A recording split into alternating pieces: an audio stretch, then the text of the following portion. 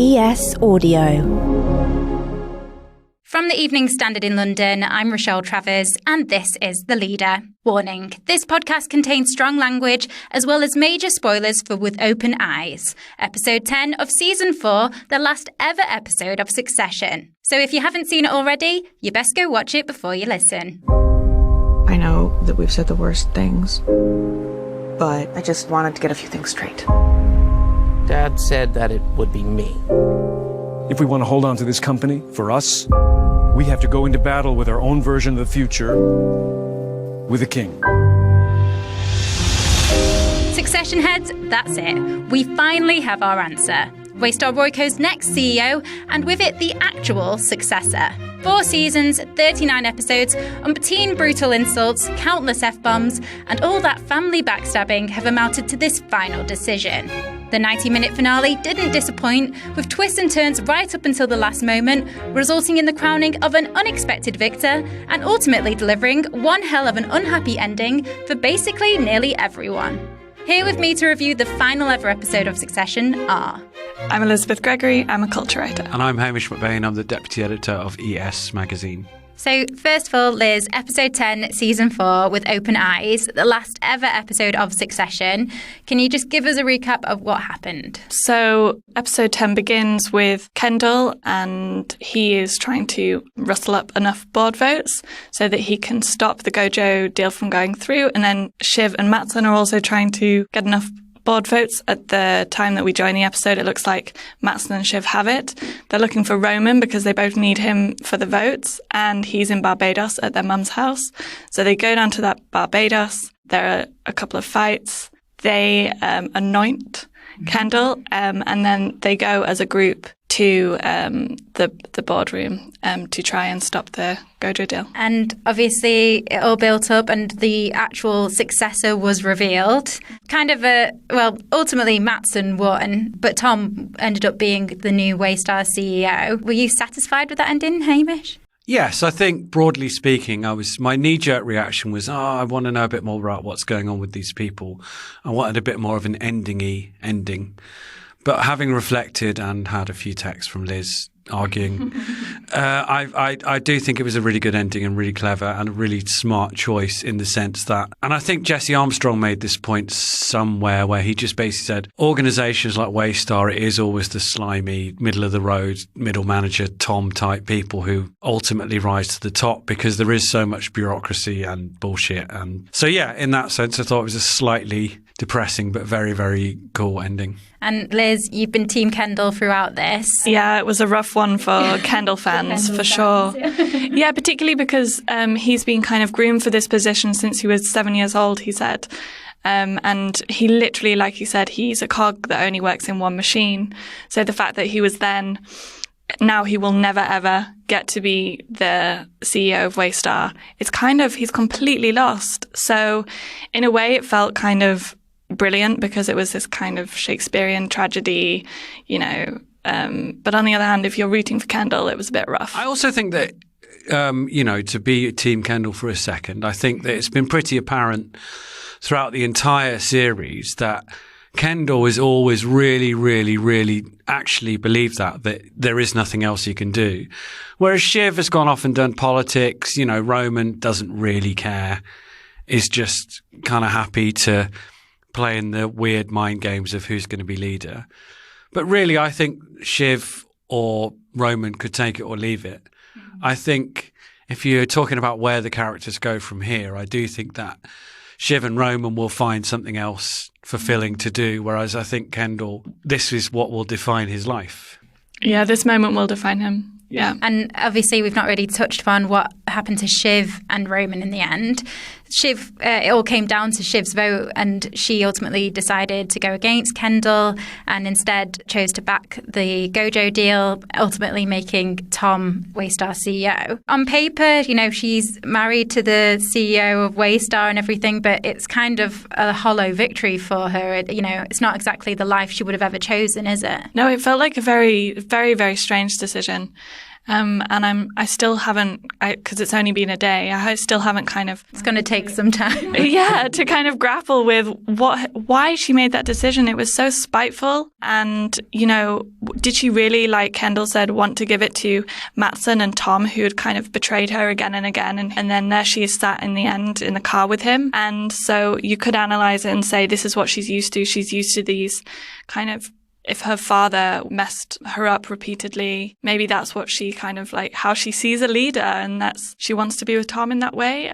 I don't know. What do you think, Hamish? I think that my thought that I've had quite recently is that she was being quite pragmatic about it, in the sense that she looked at the two options that were on the table, all, you know, vendettas and poisonous thinking aside, and just thought, with Kendall, I'm just not going to be involved at all.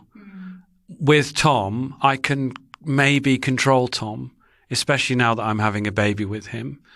And I can still have much more influence within Waystar Royco, with Tom as a kind of patsy CEO, especially given that he's going to spend the rest of his life feeling incredibly guilty about what he's done to her. Do you think? Well, probably not. I retract that statement. But you know, I feel like maybe that was informed her decision, that she just felt, at least I can control Tom. I can manipulate Tom and get him to do what I want to do. But that said, I think the driving factor was very much a spur-of-the-moment decision, it felt like. It just felt like when she looked at Kendall putting his feet up on Logan's old desk, and the fact that he'd spent, the minute they walked into the building, was just walking around like he owned the place. And I think she said to Roman at some point, she said, you'd be bad, but he'd be unbearable. And it was more just that. Her childlike sibling kicked in and just went, he's so annoying. No. And that trumped everything. I totally agree. I really feel like if Kendall had given her a second, you know, and she left and she wanted to kind of go and take a moment for herself, I think if he had left her, she might have actually voted no and let him be CEO. But because he kind of followed her and started barking at her and just talking about himself, he didn't present any other arguments. He just said, what about me? What about me? And I think in that moment, her head, like something in her head switched and was like, absolutely not. He should have given us some space. Yeah. I mean, there was, you know, Kendall, as we know, is probably the most narcissistic of the three sibs. It's a tough competition. Yeah. It's a hotly contested category. But I would say that he is the most narcissistic. But also, you did sympathise with him to a degree when he started talking about how it had been promised to him as a 7-year-old boy, and how messed up is that? Yeah. And so he was groomed to not want anything else in life, not consider himself able to do anything else in life. I mean, if you consider that he was born into unimaginable wealth, he could have easily gone off and done his own thing or whatever, but Logan clearly wanted control over him, but didn't want him in control. Yeah. So, you know, he was just born into this existence where there was really never going to be any other thing apart from constantly trying to become the successor. Yeah. And his dad knew that, and yet kind of allowed him to trail along, but never let him near the kind of prize, which must have been awful for Kendall. I mean, it's a good trick that Succession has done, I think, in that getting us as an audience to sympathise with people who ostensibly are such loathsome, unimaginably privileged people. And yet by the end, you felt really sorry for Roman. You felt sorry for Shiv. You felt sorry for Kendall. You even felt sorry for Tom because you just felt, well, you've won, but what have you won? You've won the chance to be puppet mastered by yet another maniacal, erratic billionaire who's just told you to your face that he wants to fuck your wife and that your wife wants to fuck him. That's what you win. That's the prize. Let's go to the ads. Stay there to hear how we think Succession's ending compares to others in TV history.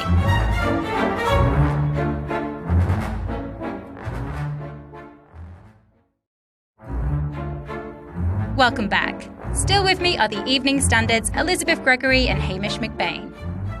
I don't think anyone was probably happy in the ending. There seemed to be a sort of misery across the board. Roman never really bounced back at all as well in this episode.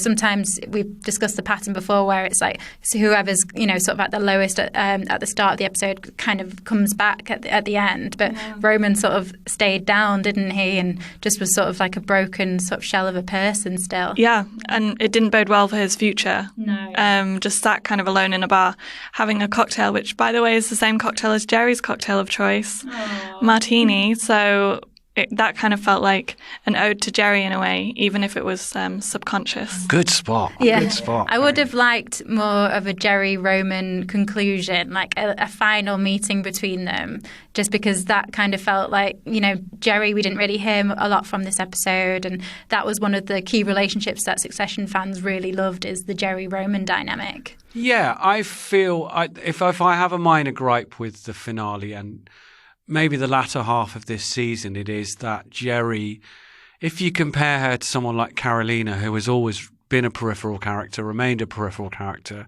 stayed in the periphery, never really got to know anything about her. Whereas Jerry, for a good 3 seasons, was, if not a main character, then, you were really invested in her story and you kind of knew a bit about her, and especially with the Roman stuff. And it did feel like they had too many ends to tie up, and she sort of got forgotten about a bit in the last few episodes. I mean, I feel like the blame for this may have to lay at the door of Alexander Skarsgård for making Matsson such a compelling character. I mean, he was a bit of a scene stealer, wasn't he? As in, he just, once he arrived in this season at that retreat with his hood up, he just sort of took over the show and became almost one of the main characters. And I think probably, I don't know. I mean, I wasn't in the writer's room. I don't know, but I feel like they maybe have put more Matsson in at the expense of some of those outsider characters. Yeah, he was astonishing in this episode as well. Yeah. That scene with Tom, like you touched on, was just wow. And everything from talking about the Xeroxed fish to being so rude about Shiv, it was just like, it was jaw-dropping. Yeah. But it really reminded me actually that Matsson's such an arsehole, because at the end of the day, the fact that he fancies Shiv is the reason that he's firing her, or at least one of them.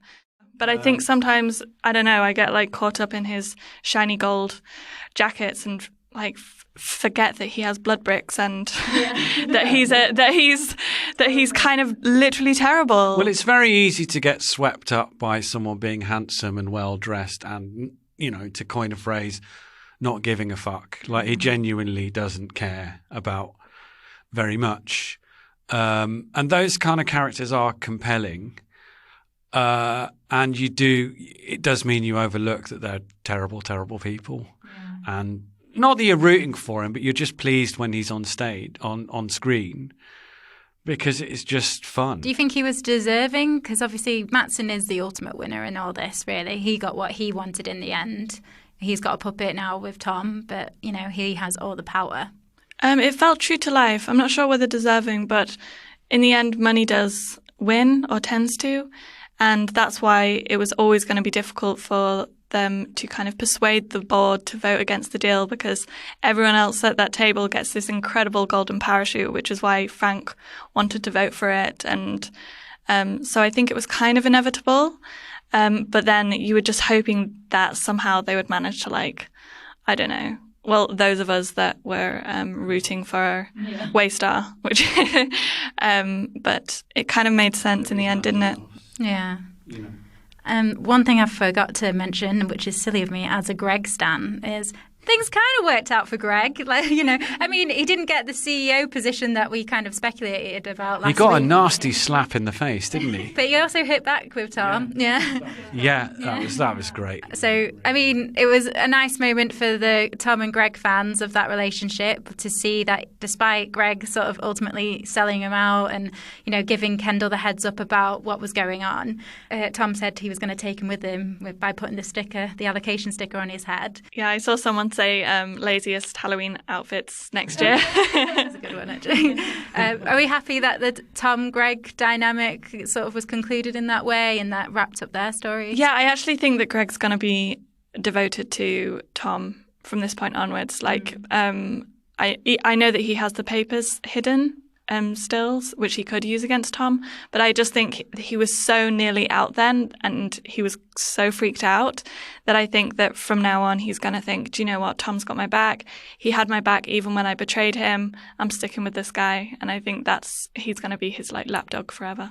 I think he will be his lapdog for a period of time, and the minute an opportunity arises to screw Tom over and take the crown for himself, he will take it. Yeah. But that means we need another series to cover that. But that's kind of the great thing about the ending in a way, is that it's put people on a path. It's the end of the story of the succession, but you can still imagine what they might be going on. So there isn't that finality. I have to say, when I first finished watching it, I was craving a bit more finality. Like, I'd like to see Kendall living in a house on an island, happy with his kids, and Roman running always such a pipe dream. Roman running a successful business in bloody Nuremberg or whatever, and you know. But with a bit of distance, I like the fact that it is slightly open ended and cyclical, because I feel like they'll never really escape their bloodline and who they are. So how do you think that this final ever episode of such a hit TV show compares with some of the other greats?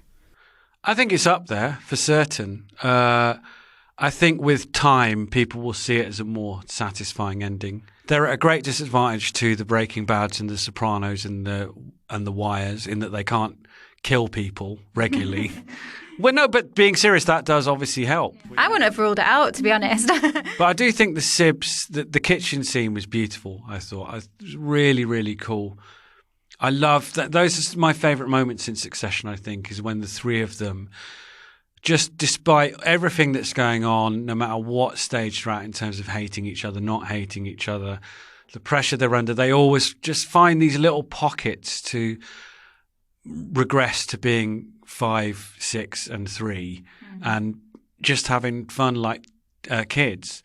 Yeah, I agree. There was a fantastic final, and they had so many different ends to tie up. So many. If you think about all of the characters and all of the kind of spiraling plot lines, and they managed to do such a great job. And there was real drama in it. Like the moment where Shiv finds out that Tom is going to be it, and she walks in and says to her brothers, "We're off," and then Nicholas Britell's incredible score and those kind of deep I don't know what musical instrument that is, or whether it's a kind of combination, but it was just so dramatic.